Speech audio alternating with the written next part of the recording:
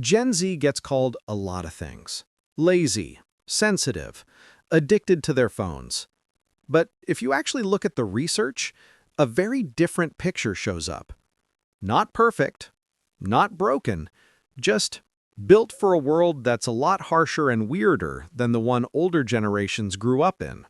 So, here are 6 Gen Z personality traits you almost never see in memes, but they do show up in studies and surveys. If you're Gen Z, this might feel a little too accurate. 1. Quietly capable in a world they don't really trust. Psychologists talk about something called psychological capital: hope, optimism, resilience, and self-belief. In several studies on Gen Z students, the strongest dimension isn't hope or optimism, it's self-efficacy, the belief that I can handle this task even if it's hard. At the same time, other research finds Gen Z reporting more stress, anxiety, and lower overall psychological capital than older generations. So you get this strange mix. They don't fully trust the future, they're not convinced the system will protect them, but deep down they still believe, if it comes down to me, I'll figure something out. Not confident and carefree, more like quietly capable in a shaky world. 2. Emotionally sensitive and always scanning.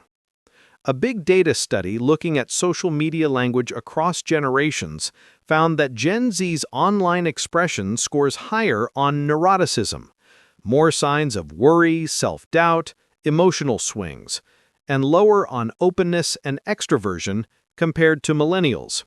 In simple terms, Gen Z's digital footprint looks more anxious and sensitive. It's like having an emotional radar that's turned up a bit too loud. They pick up tension in a room quickly, they notice small changes in tone, they spiral faster when something feels off.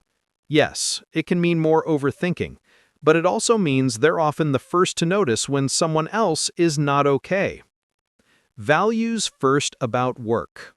A huge global survey by Deloitte found that almost 9 out of 10 Gen Zs say having a sense of purpose at work is important for their job satisfaction and well-being. And they don't just say it. Around half of them have rejected assignments or even employers because the work didn't fit their ethics or values.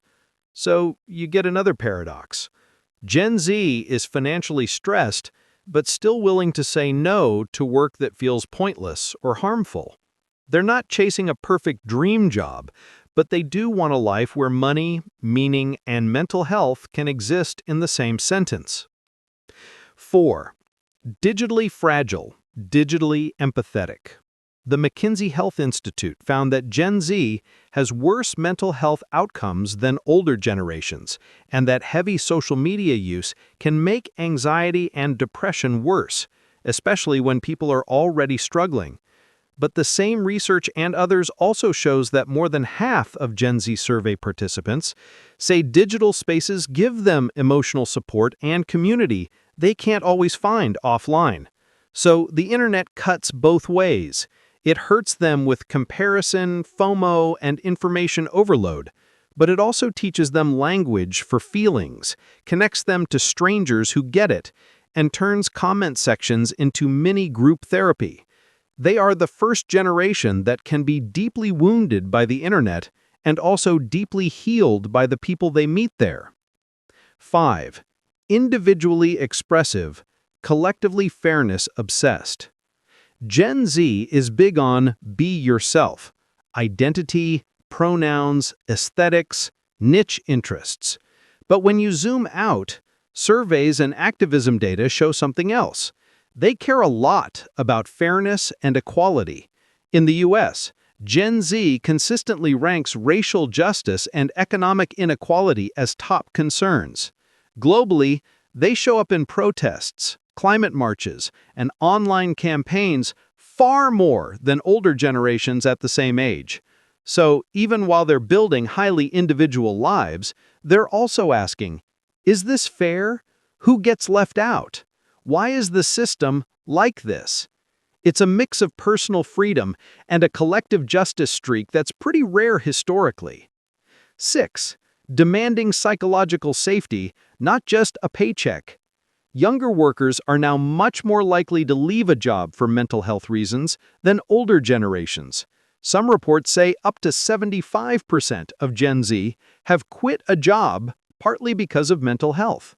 Surveys also show that the majority of Gen Z employees want mental health days as a standard benefit, and a large share prefer flexible work over traditional 9-to-5 office culture. To some managers, that looks like soft or entitled. But from another angle, it's a generation saying, I'm not going to burn myself out for a company that would replace me in a week. They're not against hard work. They just want the kind of work where being human isn't a liability. So, no, Gen Z isn't just lazy or too online.